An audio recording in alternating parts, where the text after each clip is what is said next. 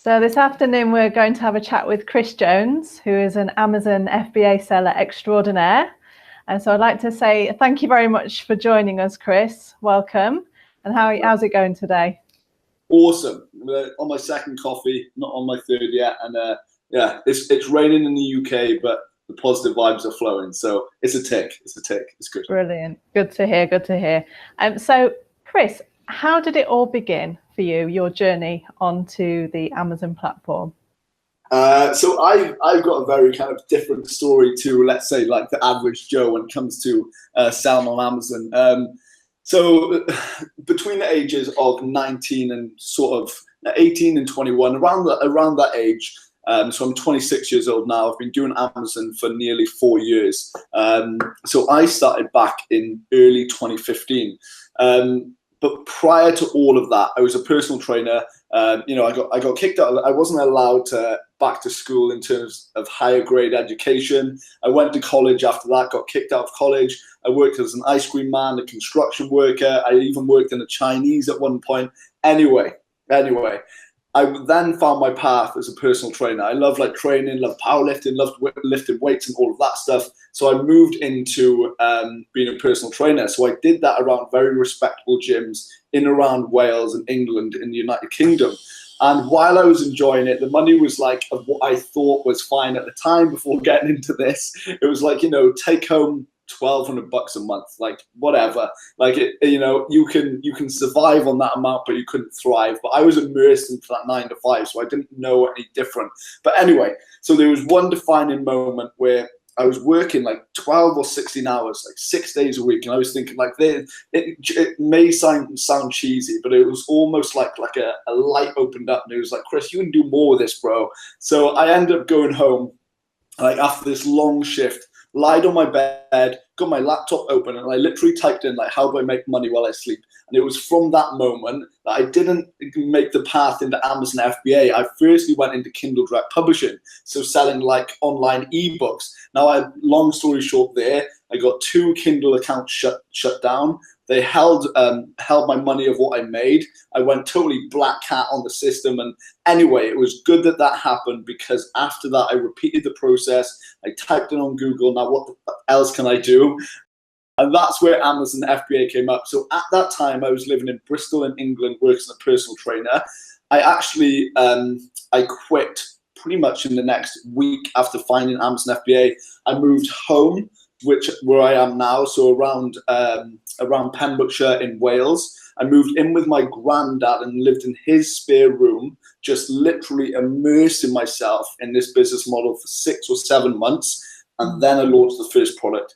And that product went to bestseller after two hours. That was L-carnitine, so it was like a fat loss supplement, appetite suppressant. That was in the UK marketplace, and it maintained no less than 8 to 10 sales for 12 to 18 months after going live. And that product made me a lot of money. So yeah, and that's anyway. And that's how it's all kind of started. And now I'm known as this Amazon guy, which I don't want to be known as. I'm just Chris. So. That's fantastic. So why did you choose Amazon as your platform? Because I think that's all I knew. That's all I knew. So I'm not like, I'm not one of those like tech whiz guys or internet marketing guys of what it seemed. I kind of just naturally formed into Amazon FBA because it was right on the four walls of the screen of what I typed in as a result of how do I make money while I sleep the second time round. And it was from that point that it kind of hit me that everyone is buying stuff. Like everyone has physical products around them. I've got a coffee cup here, they've got a notepad here, they've got a protein shake there, they've got a watch there. And it was almost like, okay, so I'm buying this stuff. People are buying this from Amazon. Why don't I just slowly make the transition into becoming the producer as opposed to the consumer? And that point really opened me up. And I started to just watch people like using all of this stuff. And to me, people are always going to buy stuff. So I thought, okay, so how can I get into an industry which is thriving, which is going to be evergreen? People always want to look good naked. Therefore, the supplement industry is always going to help and enhance that. So I thought that was a great way of doing it. I totally guessed that first product, and I guessed that first product based on it helped me lose weight as a personal trainer when I was going through all the process and stuff like that. So yeah, that was, and it was the sole reason why I went for it is because it's all I knew at the time. That's great. Yeah. So speaking of your Amazon success, what would you say would be your biggest Amazon success to date? Well, most people will be driven by the financial gain of this business. I'm driven by the process and the passion that comes into starting with nothing, and then almost like a blank canvas, and then creating something based off your own two hands, your everything that you can do in terms of implementation, action, ideas, and bringing something to life. So while the money is great, my highest month in terms of gross revenue back in the UK was something like £56,000, which I don't know, US, like, was that like 70,000? It was like that to me doesn't like really pick my ears up and like make me jump in excitement. It's more so having the product there and goes, well, I've created that. No one else has helped me. I've created that product. So yeah, sorry, I've totally diverted from the question. Your Amazon success. So for you, it's more about putting your own stamp on things rather than the monetary gain in that respect. Because the money comes from your passion. Now, if you can find that passion and you can interlink that with something that people love and like and gonna buy, and then that it gives you that sense of excitement to wake up early in the morning. I mean, I don't get up at 4 a.m. every single morning just to earn money. That doesn't motivate me. It's the fact that I can create something, I can add value to that person's life. If they're looking to lose weight, then I can look at ingredients that can enhance that, whatever it is. I focus very heavily on being the solution to someone's problems. And I think that's where many people are going wrong with this business. They're just bringing out products and they're not seeking the solutions. And I think that's entrepreneurs. As entrepreneurs, that's what we need to do, solve more problems. So absolutely, that does make sense. And I think that'd make you more memorable in the market as well, not as somebody who's just churning out products for the sake of it, just for the sake of the money, but someone who's giving more value back to the community as a whole. Exactly. And like that's money is, when you've got the systems there, to some people it might sound like, no, it's not, but when you have the systems there, money is easy to make. But without the systems being interlinked with your passion, then it becomes very difficult. No, I understand, absolutely. So, Chris, what are your future plans on Amazon? Just keep on going, or do you have anything up your sleeve for the future? Yeah. So I've actually made I've made a little bit of history over the last couple of months that not many people know. So hopefully this will get out to a few more people to know. So officially now, I myself do not have an Amazon business, or as you can class it as an Amazon business, right? So this is what many people think, like Chris is absolutely slaying it with his Amazon business. So I am the first Amazon seller now of what I know who actually doesn't own an Amazon account. Now, many people, question marks flying over people's heads, what's happening? So now I've built to the point of I've been asked to go into a lot of joint ventures, partnerships, work with clients. So I've got to a stage now where I actually don't have to put any financial risk down at all. I actually work with partners who fund the process, use my knowledge, and then we build up brands from there. And then I will get back in monetary terms what I put in terms of value and progression. So I'm working with partnerships and legal binding contracts now as a partner, as whether you call it a side consultant, whatever it is. So that is what I'm doing now. We're building brands together. We work on that every single day. I've got multiple calls. So that's where I'm at.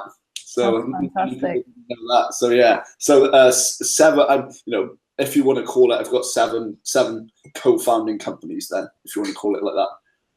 That's great. So you're going to sort of branch out into more of a sharing your wealth of knowledge, more of a consultancy role. Because I've come to a realization of I'm actually not that good at building stuff if it's just me. If I'm holding myself accountable, I'm actually not that good at making big strides and progression. But if I know that Sam or Gaz or whoever it is that I'm working with needs me, relies on me, then I'm like up at 4 a.m. I'm going to sleep at 12 p.m. and it's like that to me, even you can see my tonality now, it's raised the bar.